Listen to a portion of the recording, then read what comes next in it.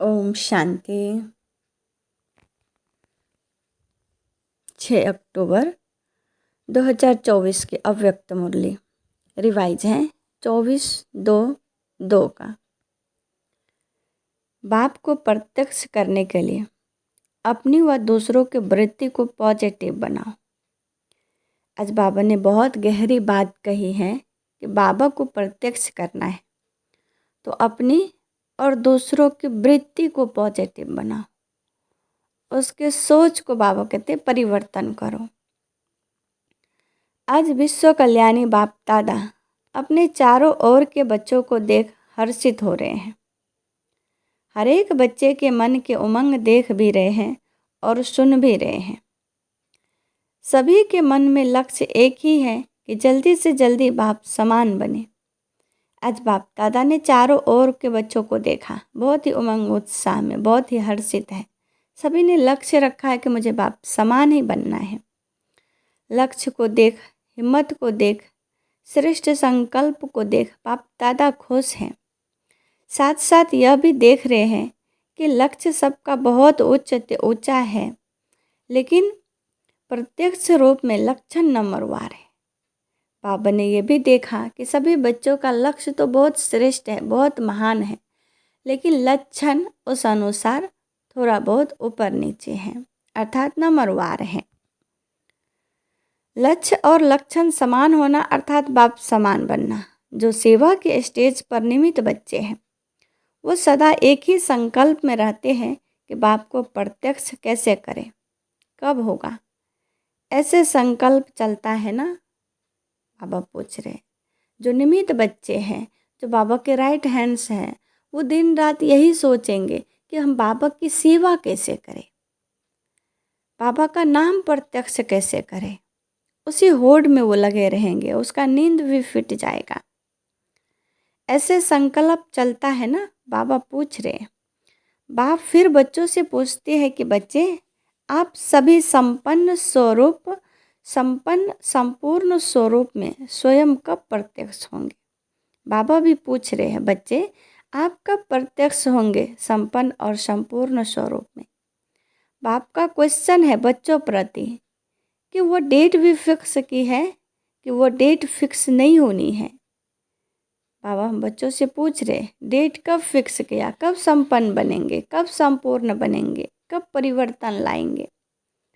Double foreigners कहते हैं कोई भी प्रोग्राम की डेट 1 साल पहले फिक्स किया जाता है, ऐसे कहते हैं ना। तो बाप कहते हैं स्वयं को प्रत्यक्ष करने की डेट फिक्स की है। डबल फॉरेनर्स कहते हैं बाबा जो भी प्रोग्राम्स होते वो 1 साल पहले डेट उसका फिक्स हो जाती। बाबा कहते हैं स्व परिवर्तन के प्रत्यक्षता की भी डेट फिक्स करो, कब करना है। मीटिंग्स तो बहुत की है ना, करते ही रहते हैं। आज फलानी मीटिंग है, कल फलानी। अभी भी कितने मीटिंग वाले आए हैं, 3 मीटिंग वाले आज भी बैठे हैं। यह तो बहुत अच्छा, लेकिन इस मीटिंग की डेट कौन सी है।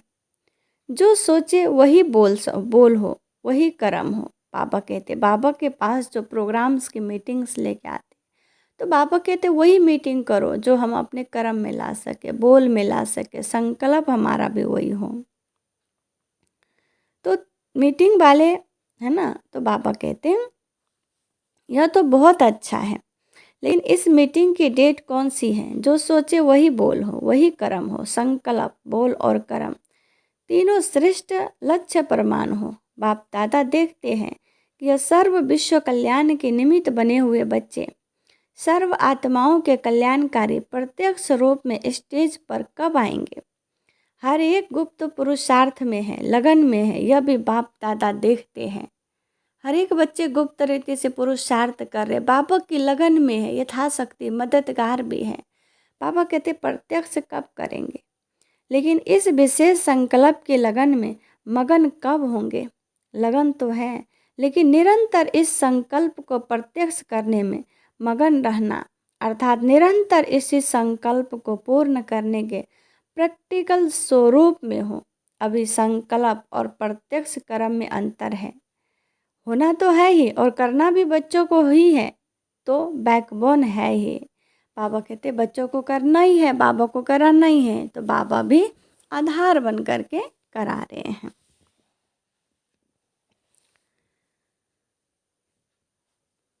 वरदान है,